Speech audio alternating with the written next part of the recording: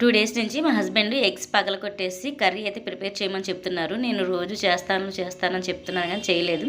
అయితే ఈరోజు చేస్తాను అన్నాను. ఎందుకు అని అడిగితే వాళ్ళ డ్యూటీ ఎవరో ఈ విధంగా కూర చేసి తీసుకురమ్మన్నారంట. సరే అని చెప్పేసి ఈరోజైతే కర్రీ అయితే చేసేసాను. ఇంకా టిఫిన్కి వచ్చేసి దోశలు వేసానని చెప్పేసి చట్నీ అయితే ప్రిపేర్ చేశాను. తర్వాత అన్నం అయితే వండేసాను. ఇంకా కూర అంతా రెడీ అయిన తర్వాత లాస్ట్లో ఎగ్స్ని ఈ విధంగా వీడియోలో చూపిస్తున్నట్టుగా పగలగొట్టు వేసుకుంటే కూర రెడీ అయిపోతుందండి. ఇంకా అవి వేసిన తర్వాత ఒక 10 మినిట్స్ కదపకుండా ఉంటే కూరలో మగ్గిపోతాయి. ఒకవైపు ఉడికిన తర్వాత రెండో వైపుకి టర్న్ చేసుకోవాలి.